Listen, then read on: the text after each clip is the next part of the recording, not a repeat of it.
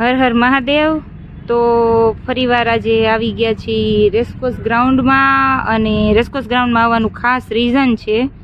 તારીખ 30 માર્ચથી 5 એપ્રિલ સુધી શ્રીમદ ભાગવત સપ્તાહનું આયોજન કરેલું છે। શ્રી રાજકોટ લોહાણા મહાજન સમાજ દ્વારા આ ભાગવત સપ્તાહનું આયોજન કરેલું છે, અને જેના વક્તા છે પૂજ્ય જિજ્ઞેશ દાદા। રાધે રાધે। આપણે સૌ કોઈ એમનાથી પરિચિત જ છીએ। એમનું જે પોતે જે આગવી શૈલીમાં ભાગવત સપ્તાહનું જ્ઞાન પીરસે છે લોકોને, એનાથી આપણે સૌ પરિચિત જ છીએ। અને જો અહીંયા મસ્ત મજાના પાછળ પોસ્ટર રાખેલા છે, ભગવાન રામ છે, પછી હનુમાનજી છે, પાછળ અયોધ્યાનો સુંદર મજાનો ટેબલો બનાવેલો છે, અને જલારામ બાપા લોહાણા સમાજનું ગર્વ જેને કહી શકાય એવા પૂજ્ય જલારામ બાપાનો ટેબલો પણ અહીંયા છે। પૂજ્ય રણછોડદાસ બાપુ છે, અને રામ લક્ષ્મણ જાનકી જય બોલો હનુમાન કી એવા ભગવાન રામ, માતા જાનકી, લક્ષ્મણ અને સાથે હનુમાનજીનું પોસ્ટર પણ અહીંયા રાખેલું છે। અને સપ્તાહનું આયોજન 30 માર્ચથી છે, પણ અત્યારે એની સુંદર મજાની તૈયારી ચાલી રહી છે, અને કામકાજ પૂરજોશમાં ચાલુ છે। અહીંયા આપણે એન્ટ્રી ગેટમાં જ આવ્યા છીએ હજી, અને હવે જઈએ છીએ આપણે મેઇન સભા મંડપ બાજુ, કે જ્યાં હજી કેમ કે 2 દિવસની વાર છે એટલે તૈયારીનું કામ ચાલુ જ છે અત્યારે। આ છે વ્યાસપીઠનો વિભાગ, જેનું કામકાજ અત્યારે તમે જો અહીંયા ચાલુ છે, અને વિશાળ ડોમ બનાવેલા છે, કારણ કે આપણે સૌને ખબર છે કે પૂજ્ય જિજ્ઞેશ દાદાની જે સપ્તાહ છે એનો લાભ લેવા માટે હજારો માણસો અહીંયા આવશે। તો અત્યારથી જો અહીંયા બધી કામગીરી ચાલુ છે, સોફા છે, ખુરશીઓ છે, અને નીચે બેસીને પણ સાંભળી શકાય એવી વ્યવસ્થા છે। અને અહીંયા સુંદર મજાની વ્યાસપીઠ પણ તૈયાર થઈ જશે 2 દિવસમાં, અને કારીગરો દ્વારા કામકાજ ચાલુ છે અહીંયા।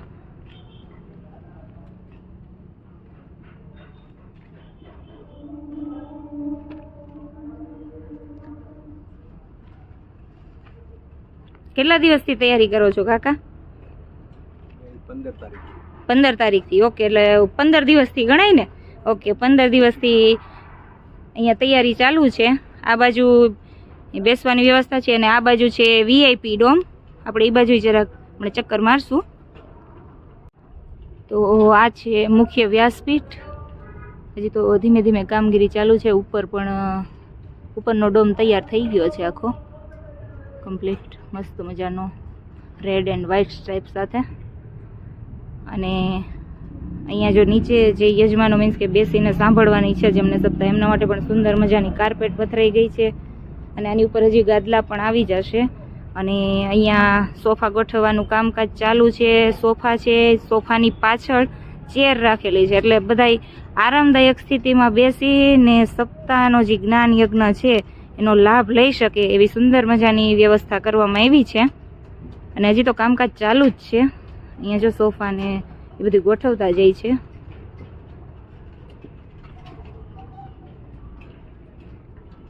છેલ્લે આપણે આ જ ગ્રાઉન્ડમાં પૂજ્ય મોરારી બાપુની રામકથા સાંભળવા માટે આવેલા, અને ફરીવાર આ જિજ્ઞેશ દાદાની કથા માટે આવ્યા છીએ પાછા।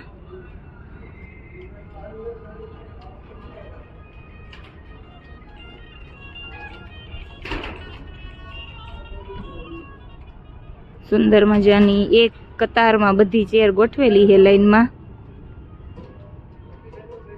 કાર્યકરો દ્વારા તો સુંદર મજાની સુવિધા આપવામાં જ આવી હોય, અને વ્યવસ્થા સરસ કરવામાં આવી હોય, પણ પછી માણસો જેમ જેમ બેસવા માંડે ને એટલે અવ્યવસ્થા સર્જી નાખે ખરેખર। એટલે લોકોએ થોડુંક જાતે સમજવું જોઈએ કે ભાઈ આપણે જે જગ્યા ઉપર બેઠા હોઈએ એ બધી વ્યવસ્થા વ્યવસ્થિત જળવાઈ રહીએ, કંઈ અસ્તવ્યસ્ત ન કરીએ। અહીંયાથી જો ડોમ આવું મસ્ત દેખાય છે।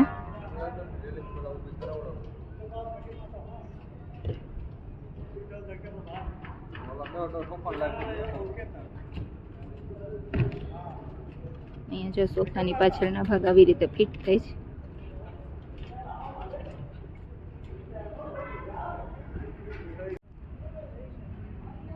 તો જે વ્યાસપીઠ છે એનાથી જમણી બાજુના ભાગે છે આ જે બેઠક વ્યવસ્થા દેખાય છે, એ છે 108 પોથીના જે યજમાન બનેલા હોય એ લોકોને બેસવા માટેની વ્યવસ્થા અહીંયા કરેલી છે અને બાકી આ બાજુ પણ જગ્યા છે બાકીના લોકોને બેસવા માટેની ખુરશીઓની વ્યવસ્થા કરવામાં આવશે અહીંયા બેસવા માટેની એટલે ચેર છે સોફા છે અને આગળ નીચે બેસીને પણ લોકો જે આ સપ્તાહરૂપી જ્ઞાન ગંગા છે એનો લાભ લઈ શકશે અને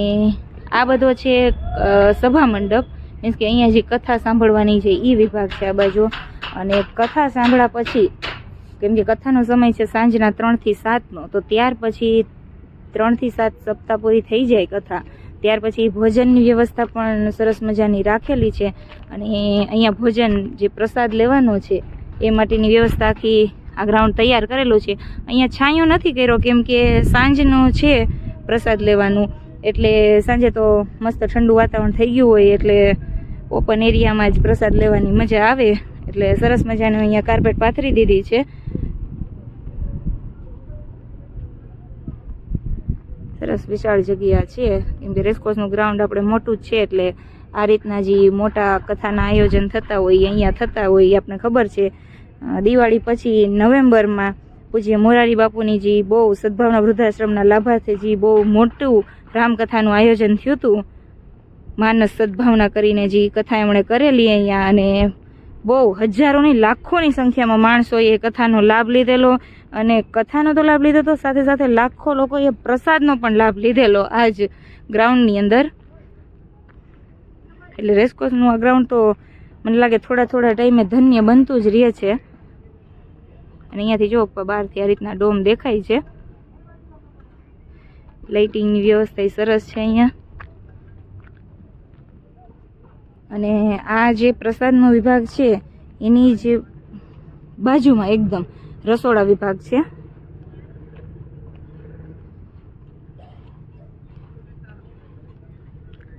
ત્યાં પણ કામકાજ ચાલુ જ છે અહીંયા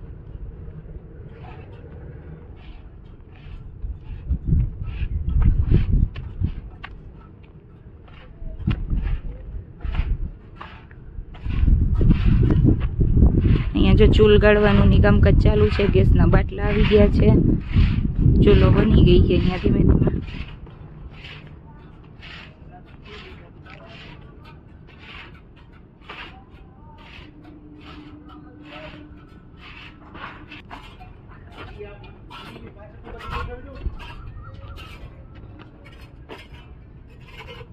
અમે નાના હતા ને ગામડે ત્યારે અમારી ઘરે પણ આ રીતની ચૂલ હતી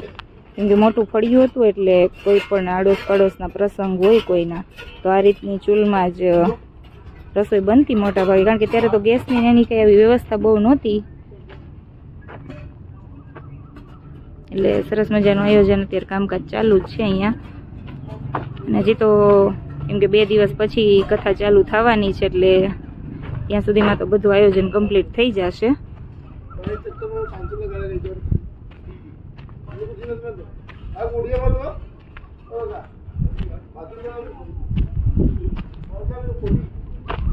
રેસકોર્સના ગ્રાઉન્ડમાં તો આપણે જો કે વારે વારે આવતા જ હોઈએ કાંઈ ન હોય તો બાળકોને લઈને પણ સાંજે ચક્કર મારતા હોઈએ અહીંયા આપણે ચક્કરડીને બેસાડવા માટે ને પણ વારે વારે અહીંયા આવા જે ધાર્મિક આયોજનો થતા હોય કેમ કે આ વર્ષે જો કે રેસકોર્સમાં મેળો નહોતો થયો વરસાદના લીધે પણ આવા ધાર્મિક આયોજનો લીધે પણ માણસોને અહીં આવવાનો મોકો મળી જાય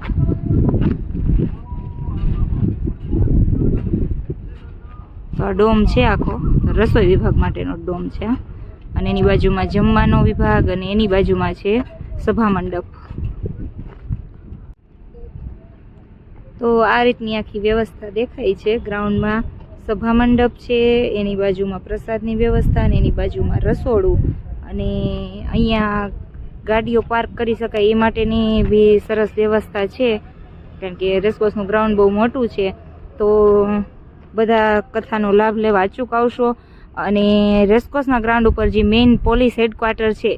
એ બાજુનો જે ગેટ છે ત્યાંથી પણ એન્ટ્રી છે અને સામેની સાઈડ આપણે રીંગે જાય